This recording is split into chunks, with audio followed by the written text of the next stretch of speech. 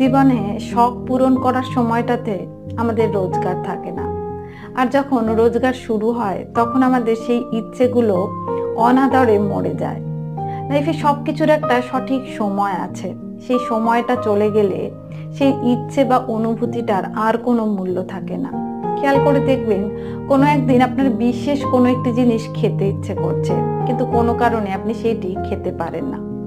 পরবর্তীকালে ওই একই খাবার যখন আপনার চোখের সামনে পড়ে থাকে, আপনি খেয়ে নিলেও আগের মতো সেই উন্মাদনা কিন্তু আপনার মনে আর কাজ করবে না। লাইফে অর্থ উপার্জন করাতেই আমাদের পূর্ণতা আসে না, আমাদের পূর্ণতা আসে আমরা যখন যেটা চাই সেটা পাওয়ার মধ্যে। অর্থ উপার্জন করাটা আমাদের জন্য জরুরি, কিন্তু প্রতিটি মুহূর্ত, প্রতিটি অনুভূতি এবং ইচ্ছেগুলোকে উপভোগ করাটাও আরো বেশি জরুরি। কারণ আমাদের সেই ইচ্ছে, অনুভূতি এবং মুহূর্তগুলো একবার চলে গেলে লাইফে আর কখনো দুবার ফেরত আসে না। ইচ্ছে এবং আকাঙ্ক্ষাগুলো সময়ের সাথে সাথে চাপা পড়ে যায়, আমাদের আকাঙ্ক্ষা এবং ইচ্ছের প্রকৃতিগুলো বদলে যায়। একটি ছোট ঘটনা বলি। আমি, আমার বেস্ট ফ্রেন্ড আর আমার বেস্ট ফ্রেন্ডের হাজবেন্ড এবং আমার হাজবেন্ড, আমরা চারজন একটা ফ্যামিলি ফ্রেন্ডের মতো সবসময় খুব ক্লোজ ছিলাম। তো বিয়ের আগে যখন আমরা ঘুরতে বেরোতাম, আমরা একটি সাউথ ইন্ডিয়ান রেস্টুরেন্টে দোসা খেতাম। আর সেই রেস্টুরেন্ট থেকে সিঁড়ি দিয়ে নেমে আসলে ওখানে একটি খুব সুন্দর পানিপুরি বা ফুচকার দোকান ছিল, ওখানে পানিপুরি বা ফুচকাও খেতাম। কিন্তু তখন আমাদের বাবা মায়েদেরও এত আর্থিক সচ্ছলতা ছিল না, তাদের রোজগার কম ছিল আর আমাদেরও তাই, যার ফলে হাতে আমাদের কম টাকা পয়সা থাকতো। তো সবসময় আমরা ওই একটা ধোসাকে কখনো 4 ভাগ করে বা কখনো দুটো ধোসাকে 4 ভাগ করে আমরা চারজন খেতাম। তারপর নিচে নেমে 2 টাকা বা 4 টাকার ফুচকা খেতাম।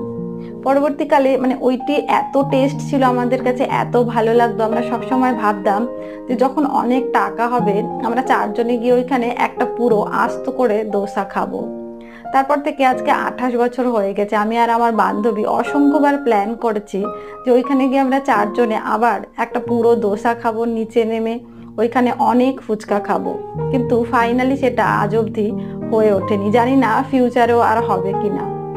তো সেটাই, সবকিছুর একটা নির্দিষ্ট সময় থাকে, সেই সময়টা চলে গেলে পরবর্তীকালে আমাদের কাছে টাকা পয়সা আসলেও আমাদের সেই ইচ্ছে পূরণ করার জন্য, আকাঙ্ক্ষা পূরণ করার জন্য সেই উন্মাদনা বা উদ্দীপনা আর থাকে না। আমার ব্যক্তিগত অভিজ্ঞতা থেকে বলতে পারি, আমাদের লাইফে সবসময় অনেক বড় বড় ইচ্ছে বা আকাঙ্ক্ষা থাকে না, অনেক সময় অনেক ছোট ছোট ইচ্ছে বা আকাঙ্ক্ষাও থাকে, যেগুলোর জন্য অনেক আর্থিক সচ্ছলতার প্রয়োজন হয় না। সেগুলোর জন্য ছোট ছোট ইনিশিয়েটিভের প্রয়োজন হয়, একটা ভেতর থেকে সদিচ্ছার প্রয়োজন হয়, এবং পাশে যে মানুষটি থাকে সেই মানুষটির সাপোর্টের প্রয়োজন হয়। তাই আপনার পাশের মানুষটি বা আশেপাশের মানুষগুলো ছোট ছোট ইচ্ছেগুলোকে গুরুত্ব দেওয়ার চেষ্টা করুন। কারণ এই আজকের দিনটা চলে গেলে, এই মুহূর্তটা চলে গেলে সেটি কিন্তু দুবার আর আপনার জীবনে কখনোই ফেরত আসবে না। আসলে আমাদের চাহিদা এবং অনুভূতির মধ্যে এক অদ্ভুত সময়ের ব্যবধান কাজ করে, তাই না?